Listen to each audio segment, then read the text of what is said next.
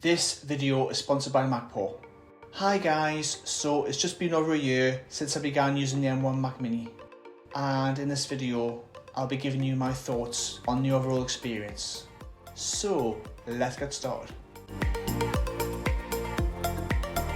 Just to recap, months before buying my M1 Mac Mini, I initially returned my first purchase when I ran into a problem.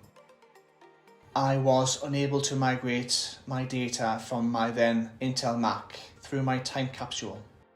It was then apparent to me that M1 wasn't for me. Months later, I made another purchase for the same Mac. Once I realised the sobering reality that I was unable to migrate all of my apps and data, I conceded defeat and this iMac Mini stayed.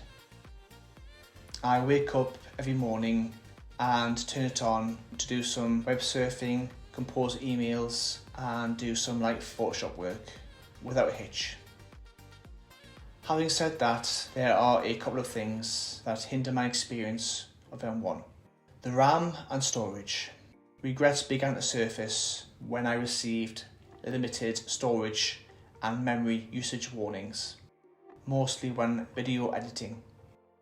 This was only apparent when I upgraded to macOS Monterey, and so I downgraded to macOS Big Sur and installed only the bare essential apps I use on a day-to-day basis. This is never a problem for me when using my M1 MacBook Pro, as it has double the storage. Not having the ability to install the apps I would like is kind of a downer, because you're frequently looking at how much space you got left. If you think about how we use Macs when compared to iOS devices, having more Mac space is paramount. I just wish Apple wouldn't charge us through the nose for higher specs. I miss the days when we could upgrade our own Macs, but those days are numbered. As for the box itself, I love how small and compact it is. It fits nicely under my LG 4K display.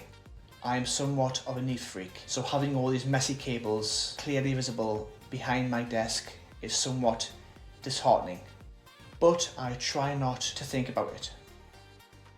As for ports, I'm not a fan of having them hidden away, but thanks to my Hagibis USB-C hub, all the important ports such as USB are clearly visible and easily accessible.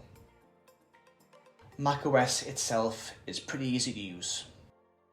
I've been using macOS for nearly 10 years now, and because Macs work so well with iPhones and iPads, the cumbersome process of importing and exporting media with AirDrop is so convenient.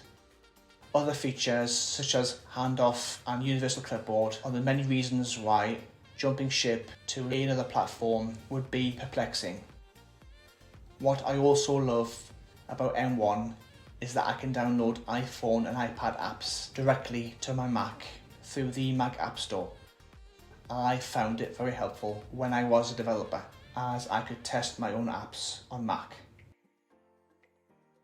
If I could recommend any M1 Mac, I would strongly suggest upgrading to 16 gigs of RAM and 512 gigs of storage. It'll cost you more in the short term, but in terms of longevity, it'll be worth the upgrade, especially if you're using it on a daily basis. Do you own an M1 Mac Mini? And what do you think of it? Let me know your thoughts down below, and as always, don't forget to like and subscribe, and I'll see you all in the next video.